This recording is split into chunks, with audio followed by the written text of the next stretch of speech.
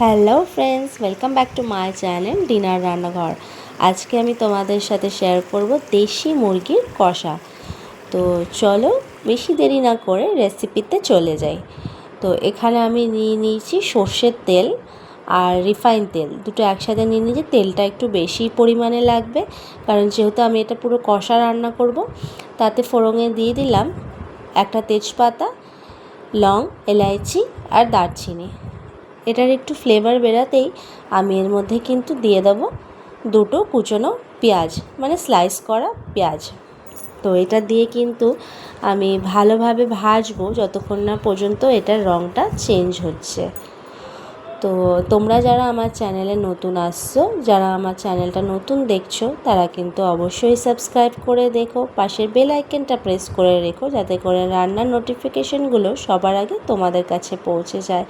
আর যারা সাবস্ক্রাইব করে দেখছো তাদেরকে তো অসংখ্য ধন্যবাদ জানাই। আর আরেকটা কথা, যারা ফেসবুক থেকে আমার এই রান্নাটা দেখছো, তারা কিন্তু আমার পেজটাকে অবশ্যই ফলো করে নিও, আর লাইক কমেন্ট করতে কিন্তু একদম ভুলো না। তারপরে কিন্তু এইভাবে পেঁয়াজটাকে একটু হালকা ব্রাউন করে নেব। আর তারপরে এর মধ্যে দিয়ে নেব মাংসগুলো, মানে চিকেনটা। এখানে আমি 1 কিলো চিকেন নিয়ে নিয়েছি। অবশ্যই দেশি মুরগি নিয়েছি। দেশি মুরগি রান্না করতে একটু সময়, একটু ধৈর্য লাগে, কারণ দেশি মুরগি গলতে একটু টাইম লাগে। তার জন্য কিন্তু সময় ধরে এটাকে কষিয়ে গলিয়ে নিতে হবে। আমি এর মধ্যে সবটা দিয়েই রান্না করছি, দেখতেই পাচ্ছ, মেটে গিলে সব কিছু দিয়েই রান্না করছি।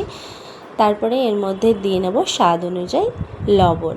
তারপরে কিন্তু এটা আমি ভাজতে থাকবো, ভালো করে মাংসটা ভেজে নেব। মাংসটা যত বেশি ভাজা হবে তত বেশি কিন্তু টেস্টও হবে, আর মশলাগুলোও তার মধ্যে ঢুকে যাবে, আর আলাদা একটা ফ্লেভারই মানে তৈরি হবে। এর মধ্যে দিয়ে নিলাম সামান্য একটু হলুদ, যাতে করে কালারটা ভালো আসে। আমার চ্যানেলে কিন্তু এরকম অনেক রকম মুরগির মাংসর রান্নার রেসিপি রয়েছে, তোমরা চাইলে কিন্তু সেখান থেকেও দেখে নিতে পারো। রান্নাতে সবাই করতে পারে, কিন্তু রান্নার ধরনটা কিন্তু সবার আলাদা আলাদা, টেকনিক আলাদা, মশলা আলাদা। তো তার জন্য কিন্তু রান্না আমরা দেখাই কি তোমরা রান্না যেন নানান রকমভাবে করে খেতে পারো। আর সব সময় তো একই রকম রান্না কারোরই ভালো লাগে না, তাই বিভিন্ন রকম রান্না আমরা করে খেতে চাই, যাতে মুখের স্বাদটা একটু পাল্টিয়ে যায়। তারপরে কিন্তু বেশ খানিকটা এখানে দিয়ে দিলাম আদা রসুন পেস্ট। এখানে কিন্তু রসুনের পেস্টটা একটু বেশি দিয়েছি, আর আদার পেস্টটা কিন্তু একটু কম দিয়েছি। তারপরে এটা দিয়েও, আদা রসুন পেস্ট দিয়েও কিন্তু আমি ভালো করে ভাজবো। এটা কিন্তু ভাজার ওপরে ডিপেন্ড করে, যত ভাজবে তত কিন্তু টেস্টি হবে। তারপরে এখানে একটা বড় সাইজের টমেটো দিয়ে নিলাম। টমেটোটা কিন্তু অবশ্যই লাল হতে হবে, যাতে করে কালারটা একটু ভালো আসে। আর তার মধ্যে দিয়ে নিলাম খানিকটা কাঁচা লঙ্কা। কাঁচা লঙ্কা দিলেও একটা কাঁচা লঙ্কার সুন্দর ফ্লেভার আসে, খেতেও ভালো লাগে। তার জন্য কিন্তু এই ভাজবো বলেই কিন্তু বেশি একটু তেল নিয়ে নিয়েছি। তারপরে ভালো করে ভাজা হয়ে গেলে এর মধ্যে কিন্তু আমি একে একে মশলাগুলো দিয়ে নেব। মশলার মধ্যে দিয়ে নিচ্ছি 1 টেবিল চামচ লঙ্কার গুঁড়ো, 1 টেবিল চামচ হলুদ গুঁড়ো, 1 টেবিল চামচ ধনে গুঁড়ো, আর 1 টেবিল চামচ জিরে গুঁড়ো।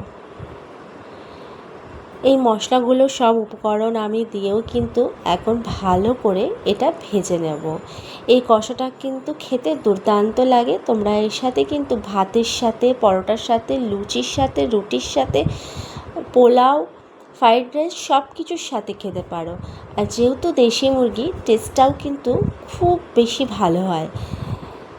তার জন্য কিন্তু এটা ভালো করে রসিয়ে কষিয়ে বেশ টাইম ধরে কিন্তু আমি রান্না করছি। তারপরে দিয়ে নিলাম সামান্য একটু জল। জলটা কিন্তু আমি অল্প পরিমাণেই দিয়েছি, যাতে করে মশলাতে বেশ মাখা হয়ে, মানে মশলাগুলো সব মাংসর মধ্যে যেন ঢুকে যায়। খুব বেশি জল কিন্তু এখন আমি দিলাম না। তারপরে কিন্তু ভালো করে কষিয়ে কষিয়ে রান্না করতে থাকবো, আর জল দিয়ে দিয়ে রান্না করতে থাকবো। এটা কিন্তু টোটাল আমার রান্না করতে মোটামুটি কিন্তু 45 মিনিট সময় লেগেছে। দেখতেই পাচ্ছ অনেকটা কিন্তু মানে গ্রেভিটা বেশ ঘন হয়ে এসছে। আমি কিন্তু মাঝে মাঝে এটা জল দিয়ে দিয়ে কষিয়ে কষিয়ে রান্না করেছি, সেটা কিন্তু আমার দেখানো হয়নি, তাহলে কিন্তু ভিডিওটা অনেক বড় হয়ে যাবে। আর ভিডিওটা বড় হয়ে গেলে তোমরা কিন্তু একটু দেখেই পালিয়ে যাও, তার জন্য চেষ্টা করলাম ভিডিওটা একটু ছোট করার জন্য। তো দেখতে পাচ্ছ কষিয়ে কষিয়ে রান্না করতে করতে যখন দেখব এভাবে তেল উঠে গেছে, মানে চারিপাশ থেকে তেল ছড়িয়ে গেছে, তখন কিন্তু আমার রান্নাটা প্রায় কমপ্লিট হয়ে এসছে মনে করব। আর মাংসগুলোও একদম গলে গেছে। তারপরে নামাবার আগে কিন্তু গরম মশলা অবশ্যই দেব। গরম মশলা দিয়ে বেশ কিছুক্ষণ ধরে নাড়িয়ে চাড়িয়ে ঢেকে রেখে দেবো। ব্যাস, রান্নাটা আজকে আমার একদম রেডি। আজকের রান্না কিন্তু এই পর্যন্তই। নেক্সট আসবো অন্য কোনো রান্না নিয়ে। ততক্ষণ সবাই সুস্থ থেকো আর ভালো থেকো। রান্নাটা কেমন লেগেছে তোমাদের অবশ্যই কিন্তু আমাকে লাইক কমেন্ট করে জানিও। তোমাদের লাইক কমেন্ট কিন্তু আমাকে উৎসাহ করে আরও বেশি কিছু রান্না করে নিয়ে ভিডিওতে তোমাদের সামনে আনতে। তো চলো, থ্যাঙ্কস ফর ওয়াচিং।